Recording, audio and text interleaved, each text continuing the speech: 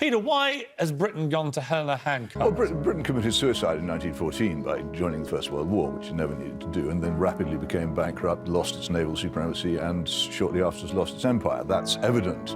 And once you've lost all those things, all kinds of other things follow. Well, see, we seem to be thriving right now if we ended it all in 1914.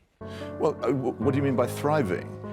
We have a gigantic public debt, a gigantic private debt. We import far more than we export. We're safer and more prosperous than we've ever been. Well, that's an extraordinary thing to say, but whether it's also not a question of whether we're more prosperous than we've ever been, it's whether we're more prosperous than we would have been if we hadn't engaged in... We're one of the six largest economies in the world. I don't ever get to finish a sentence here.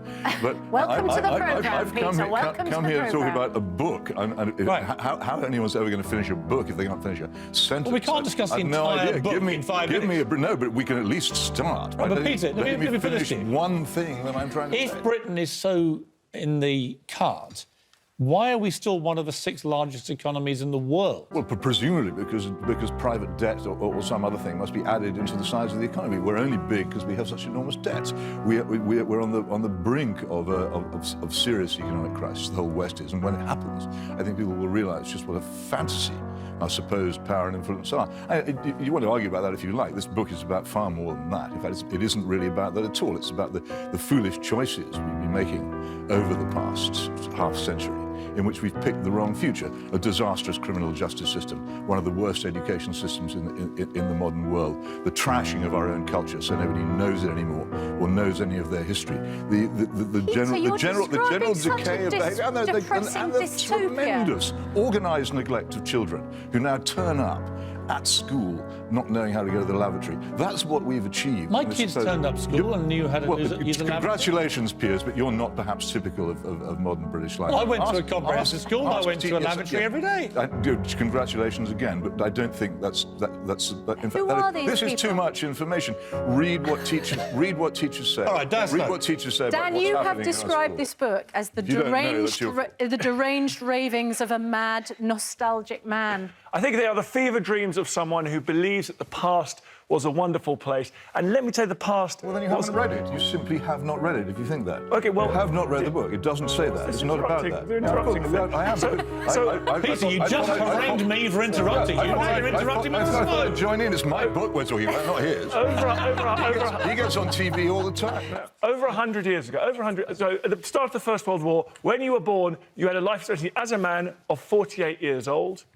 If you survived a myriad of childhood diseases, you would go and you would work in a place where you were far more likely than today to be killed or seriously harmed in the workplace. If you survived until retirement, which was very unlikely, you would spend a few years of bone-crushing poverty, going to the toilet in a hole in your backyard. Women, don't even start me on women. Women had a terrible life. We're living longer, we're healthier. If you'll excuse me, what has this to do with my book? Well, absolutely nothing. Well, two parts of nothing at all. It has nothing to do with what I'm saying. I am not calling for the return of the past. I am not a nostalgist. I did not enjoy the 50s, which I lived in and you didn't. I have absolutely no desire to go back to the 50s. I don't think the 50s were a golden age. I don't think the past was a golden age. I think we have spent the past 50 or 60 years making the wrong choices and choosing the wrong future. Do you accept... And I made this argument, first of all. I published this book 19 years ago and was targeted with geezers of slime of this kind from people who hadn't read it. And yet the book still survives in print 19 years later, and thousands of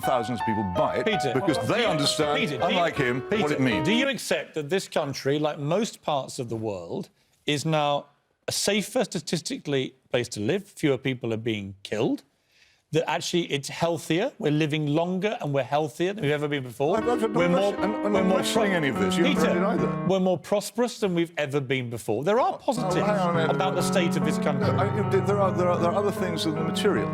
And I'm not arguing about any of those things particularly. What are the bad choices that we make? Prosperity based on debt seems to me to be a slightly poor ground on which to stand. The British Empire was assembled with the largest state debt ever project of state debt ever embarked on by the nations. I don't doubt it, but we were at that time we were expanding, not shrinking, and we were exporting, not importing, and we didn't have the gigantic deficit that we have. And we also, the main debt that we have. Peter, what do you want us to do? I don't want you to do anything. I've written this book so that future civilizations looking at ours will understand how a prosperous, free, and an extremely well-governed country trashed its constitution, trashed its culture, and threw itself. Do you like anything about this country? Oh, I love this country, but what do you like about it now? I've done what do I like about it now? What's left? I love the countryside.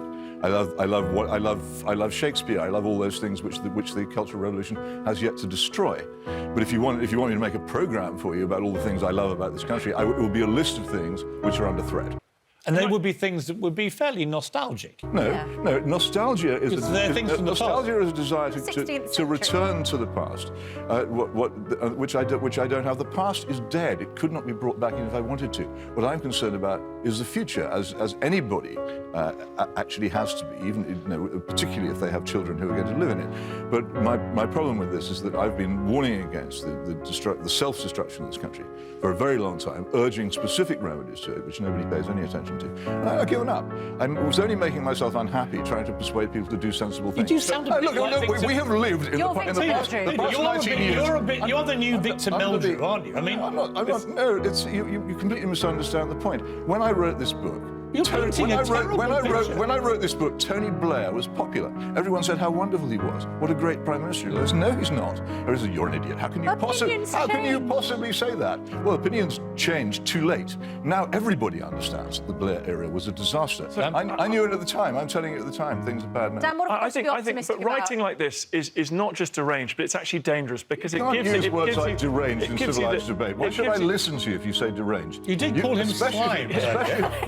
You called him slime. You said he was a geezer of slime. No, I didn't. You said he was a geezer of slime. Because it provides... He's allowed to call you deranged. And I use this term very reluctantly. It provides the intellectual underpinning of Trumpism. Because if you try to delegitimise the modern world and everything we've achieved, you are saying what we need is someone like from Mussolini onwards, a strong man of Trump and Erdogan, a Mussolini who can come in, a Putin who can come in and return us to some purified place that we were.